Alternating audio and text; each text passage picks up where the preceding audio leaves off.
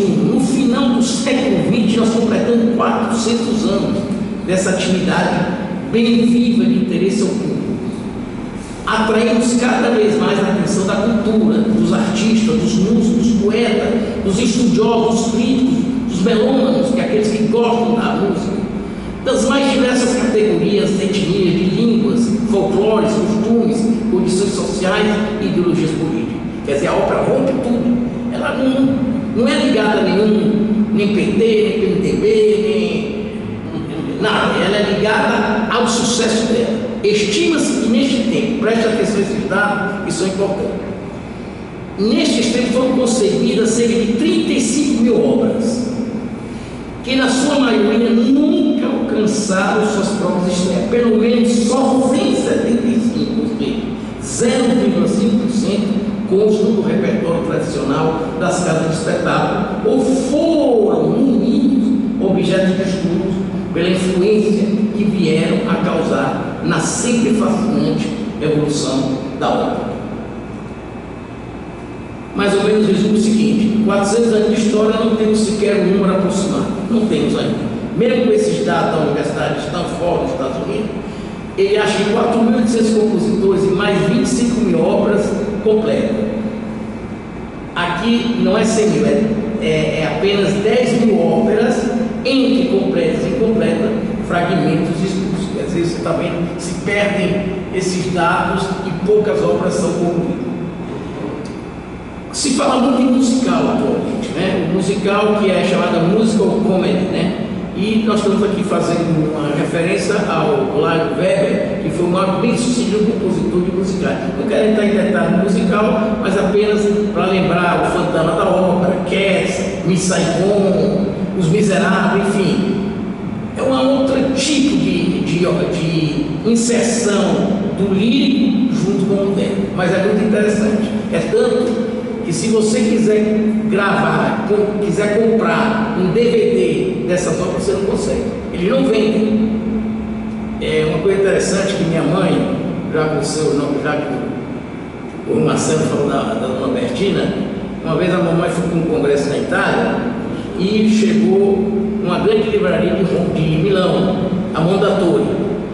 E eu tinha dito a ela: mãe, se a senhora for na Mondadori, vê se a senhora me compra um. Antigamente não tinha CD, tinha cassete. Aí eu disse: vê se a senhora consegue um videocassete, uma ópera aí, etc. Ela foi lá e perguntou ao rapaz, disse: meu filho, eu gosto de ópera e está querendo um videocassete de uma ópera. Aí ele diz em italiano forte: signora, l'opera não l'opera si deve vedere personalmente, não por vederla em televisão. Quer dizer, ela quis dizer o seguinte, que a ópera, senhora, não pode ser vista em televisão, ela tem que ser vista dentro do palco. E ela me contou isso, até hoje eu me lembro dessa frase que reforça muito. Se fala muito em libreto, em libretista, são aqueles que escrevem, né? Então diz assim o seguinte, que o italiano, o primeiro, a gente quer saber, primeiro vem a música ou depois vem o texto? Primeiro vem o texto ou depois a música? Para o Wagner não tinha problema, ele escrevia e depois colocava o texto, ou então ele fazia o texto e escrevia. Mas dizem que o velho ditado italiano da ópera, que primeiro é o texto e depois a música. Não vamos brigar por isso, o importante é que ela seja concreta e bem feita. Na encenação, o que foi acontecer? Pegaram aqueles indivíduos que cantavam e transformaram eles em cantores e atores. Isso que foi divino, porque aqueles cantores, eles não eram atores. E todos esses grandes cantores, antes de eles cantarem, eles têm que ser grandes atores. É tanto que se dizia muito que o Pavarotti, com aquele corpão dele, ele era um grande cantor, mas talvez não tivesse a diversidade dentro do palco, como o Zé Carreira, como o Plácido Domingo, como o Mário Del Mônaco, como, enfim, esses grandes. Mas o importante é que a encenação operística vai do soprano, a voz mais aguda feminina, ao contralto mais baixo, o mezzo-soprano intermediário. No homem, o tenor mais agudo, baixo, mais grave, o barítono. Então, existe às vezes uma controvérsia muito grande entre o tenor e o barítono, que são quase iguais, mas sem dúvida a voz tenoril não é tão fácil como a gente diz. O importante é que todos eles fazem parte dessa encenação. Mas, na época, logo no início da ópera, existiam os chamados castrati. Castrati vem do italiano os castrados, né? Eles eram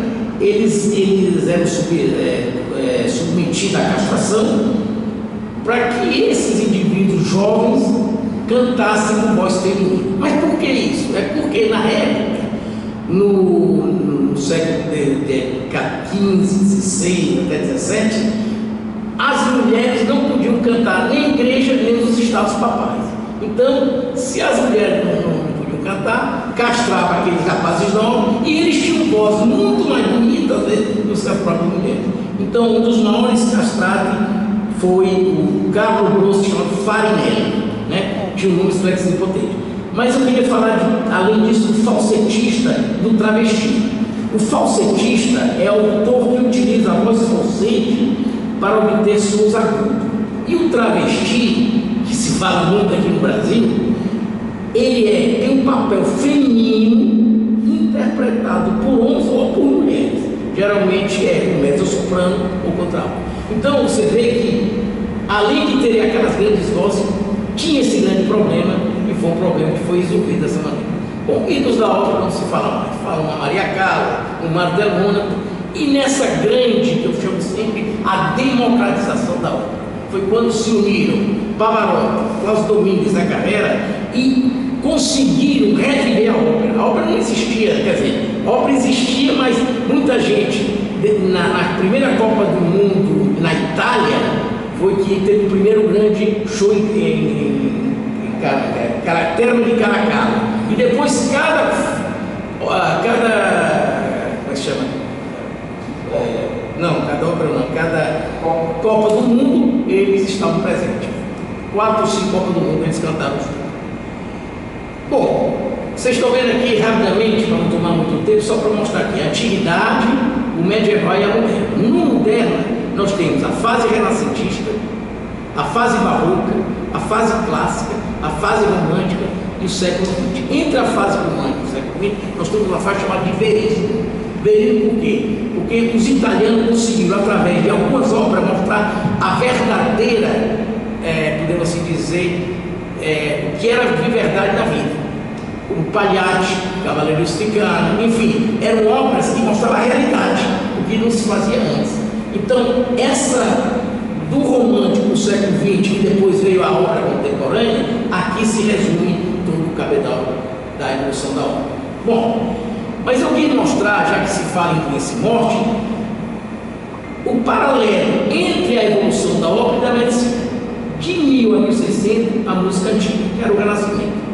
Já no século, vamos primeiro ver na ópera.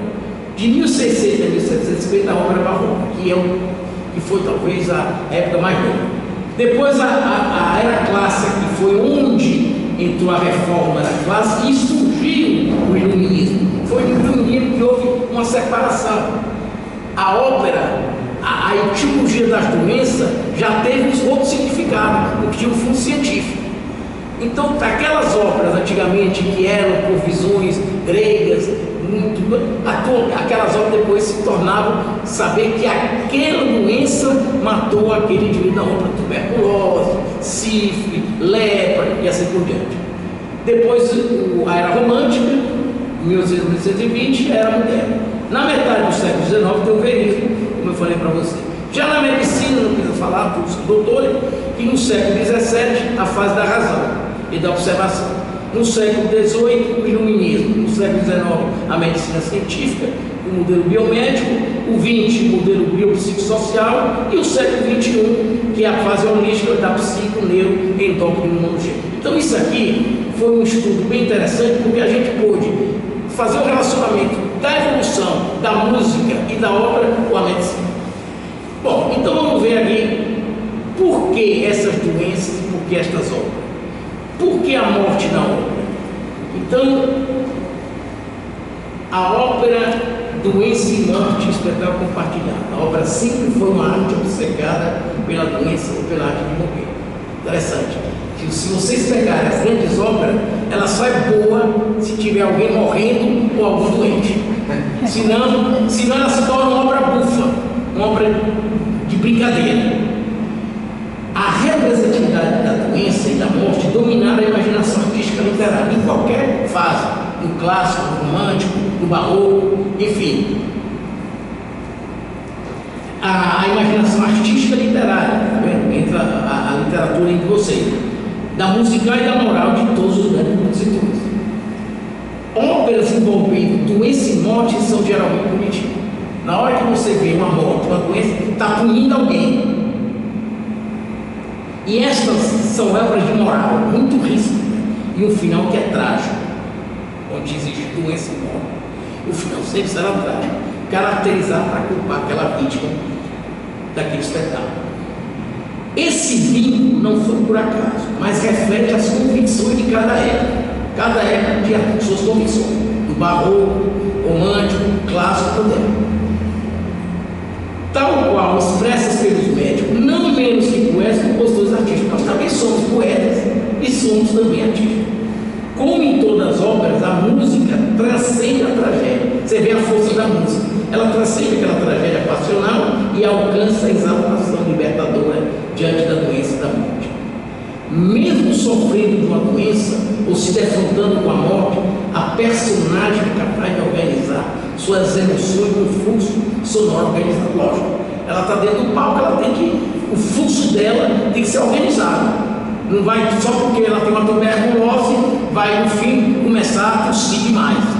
Entendeu? O amor, o desejo e a perda influenciaram as representações de palco em relação à doença operística. A doença e a morte é o prato preferido da tragédia romântica. Os românticos adoravam morte e doença porque sempre tinha alguém para ser paquerado. Traviata, Boêmio, Lucia de Lammermoor, enfim, Rigoletto.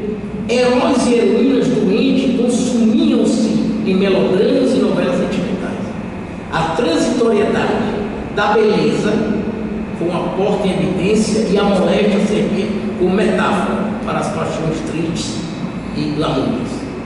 Aqui é uma cena da Boêmia. No final, você está vendo ela tuberculosa e ele cantando. Dizem até, mas como é que uma mulher com tuberculose canta tão alto? Né? Mas só para mostrar como a obra é forte. Doença e morte com associação romântica da feminilidade. A mulher doente impura, paradoxalmente torna-se. Isso aí tem que haver comigo psicologia, eu não sou psicólogo, mas eu acho que é importante termos esse consenso. A representatividade do ser doente tornou-se um motivo de mostrar sedutoramente simples, desejável, ainda que condenada à morte.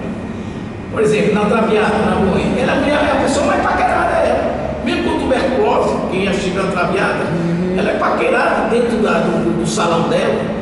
A Mimi na Boêmia, ela é paquerada na França evolutiva da época. Tanta gente paquerando, por quê? Mas ela, mesmo com a doença, ela era paquerada. Por isso que essa associação do romantismo com a afinidade é muito forte. Bom, isso aqui, depois eu vou explicar essa frase, essa coisa, mas aqui é para mostrar o marido que morre de infarto, isso era o pintor e a mulher desse rapaz aqui está morto. Então por quê? Porque a obra e a sexualidade. E depois eu vou falar dessa obra. No palco, o desejo associado ao sofrimento e à doença contextualiza que este desejo é sexual e tem o poder de afetar a sensibilidade do espectador. E agora a obra diante da morte. Talvez a morte foi eu fiz um estudo apurado de três grandes pessoas. Primeiro, o Philippe Barrier, que foi um historiador francês. Você me diga quando estiver perto para eu terminar. O historiador, um dos maiores pesquisadores sobre a morte. Ele aconselha sabiamente: não é fácil lidar com a morte, mas ela espera por todos nós. Deixar de pensar na morte não a retarda ou evita. Pensar na morte pode nos ajudar a aceitá-la e perceber que ela é uma experiência tão importante e valiosa quanto qualquer outra. porque eu me baseio em 3 grandes estudiosos sobre a morte. A segunda, eu acho que todo mundo conhece a Cláudia Rosa, a enfermeira que estudou, ela tinha uma enfermaria só dos doentes terminais. Então ela estudou e constituiu a chamada fase da morte: negação, raiva, barganha, depressão e aceitação. Ela disse que nos incitava a uma vivência muito mais profunda do sentimento, como observado e pesquisado pela psiquiatria. Ela era enfermeira e depois se tornou uma psiquiatra, na verdade, porque ela no início era enfermeira. E um estudo do Edgar Morin, que ainda é vivo, francês, ativista, ele diz o seguinte: que é impossível conhecer o homem sem estudar a morte, porque talvez, mais do que na vida, é na morte que o homem se revela. É nas suas atitudes e crenças perante a morte que o homem exprime o que a vida tem de mais fundamental. A morte nos expõe e nos desnuda por completo. Frente a ela, somos obrigados a repensar a vida, nossos afetos, nossos valores e nossa visão. Então, a obra Diante da Morte diz o quê? Que a espiritualidade, a fé, se agigantam em todas as proporções imagináveis. Rompe definitivamente as defesas mais profundas em qualquer área, na emocional, na cognitiva e na religiosa. Os seres tocados pela morte se iluminam, quase se divinizam e são invadidos pelo amor e pelo sentimento de compaixão, altruísmo e desprendimento. Isso aqui é um livro interessante, até do laboratório. Na época que ele conseguiu isso foi o Helder, seu parente, de um laboratório. Esses são 2 psiquiatras, André Santos Júnior e José Paulo Filho. Eles estudaram a loucura cessada, a psicopatologia da obra. Muito interessante esse livro. E esse áudio que vocês viram já no primeiro slide, ele diz o seguinte: nenhum enredo de obra pode ser sensato, pois as pessoas não cantam quando se sentem sensatas. Na verdade, isso tem um fundo de verdade. Bom, eu coloquei aqui o iluminismo porque ele marcou aquilo que eu falei para você, um divisor de água, né? Entre aquela fase das trevas e da luz, da razão, né? Liberdade, igualdade, etc. Mas as doenças deixam de ter uma explicação religiosa ou mística. Quer dizer, todas as obras que eram apresentadas antes do iluminismo eram com fundo religioso ou místico. Quando chegou o iluminismo, o conhecimento científico tornou popular o surgimento da ciência humana. Então, todas as obras tinham embasamento científico. Obra de tuberculose, de sífilis, de lepra, enfim, tinha um fundo científico. Por quê? Porque já se conhecia, através do iluminismo, essa mudança brusca de interpretar. A psiquiatria e os transtornos mentais. No fim do século XVIII, início do XIX, a obra se alia aos contextos de doença e morte. A psiquiatria surge como especialidade graças aos manicômios. Aqui temos o Pinel, vamos entrar muito em detalhe. Então, os transtornos mentais é um espetáculo compartilhado. A loucura na obra passava esse perfeito da repressão. A loucura dentro dos padrões da obra romântica era tratada como uma espécie de fuga, como viagem. Vamos passar agora para outra parte importante, que são as pragas. Como é que se pode relacionar as doenças, as grandes pragas com a obra? Mas existe. É tanto que tem um grande filme, né, que vamos já dizer, que tem essa grande relação. Elas têm um poder estético e emocional, não somente pelas distorções morais e sexuais, mas também porque elas são aflições pessoais e calamidades sociais. Geralmente são ligadas à culpa moral, assassinato de uma pessoa, de um inseto, vingança divina, punição, bode expiatório, envolvimento com a sexualidade, principalmente na tuberculose, na sífilis, na cólera e na AIDS. Aqui temos o maior exemplo da epidemia com a obra, que é a chamada morte em Veneza, né? Então ele diz o seguinte: é difícil romantizar e erotizar a morte por diarreia e por vômitos e a desintegração do personagem, tanto moral quanto físico. O senhor Visconti, ele ganhou o prêmio, não me lembro que ano foi, mas eu tenho aqui anotado, porque esse filme, na verdade, mostra, correlaciona a obra com a... Bom, aqui só para falar na época do vírus cólera, da sífilis, tuberculose. Sim, uma coisa interessante é que a tuberculose era chamada de praga branca e a peste branca de peste negra. Eu coloquei esses peste branca. Nessa grande doença, a obra peste foi branca muito não. Então vamos ver, para terminar o nosso aqui, quais são estas doenças e estas obras. E quais são estas obras? E estas obras. Então eu vou mostrar algumas óperas e a causa-morte ou a doença. Começando com a traviata, de ver personagem é violento, doença tuberculose. Eu não vou entrar em detalhe de cada ópera, assim, porque o tempo, mas só para mostrar para você. Uma das grandes óperas é a Traviata Morte por Tuberculose. Tá aí. Ela passa toda a ópera, desde o primeiro ato até o fim, tossindo. Canta e tosse. É tanto que no primeiro ato, ela, numa grande festa, ela começa a tossir e ela é separada assim, mas lá ela é paquerada pelaquela pessoa que no fim fica ao lado dela, vendo ela morrer. Na época, a fase glandular da tuberculose era chamada escrófula, né? Escrófula. Interessante isso, que tem no livro, nessa obra em morte, mostra o detalhe, até que ele fala nessa escrófula na obra.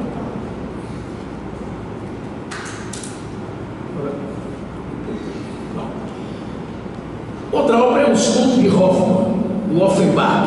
A personagem dela se chama Antônia. Ela morre de tuberculose. Mas por quê? Antônia, ela sofria sequela de uma doença pulmonar que limitam a sua respiração. O vilão da obra, que é um demônio, que em cada ato assume de uma forma diferente. Num ato dedicado a Antônia, ele é doutor, ele é doutor. Por feitiço, ele faz a personagem acreditar que o retrato de sua falecida mãe está pedindo que ela cante. A moça canta até a exaustão e cai no chão, falecendo nos braços do seu amado novo. Essa obra foi composta um ano antes da descrição do micobactério tuberculose. Aqui o Hoffmann, aqui ela morrendo. La Bohème, todo mundo sabe. Mimi também morre com tuberculose. Essa é uma ópera, vocês vão ver, que todas as óperas o médico chegava lá. Na Bohème ele não chega. Na Traviata ele não chega. Ela morre sem assistência do médico. Por quê? Porque na verdade ela, de recurso menos avantajado, foi chamado o médico, mas não foi, ela morreu. Lulu, pronto, aí essa ópera foi aquele daquele diapositivo. É o Dr. Gol, doença por infarto agudo do miocárdio. O que aconteceu? O Dr. Gol era o primeiro dos 3 maridos de Lulu. Tem um infarto, a ver a esposa na cama com o pintor. Está aqui. Está aqui ele morrendo de infarto, o pintor e ela aqui toda produzida. Quando o cara entrou e viu isso aqui, ele teve infarto. Infarto por amor, ou por outra coisa que todo mundo sabe. Eu não vou entrar nas coisas que vamos agora.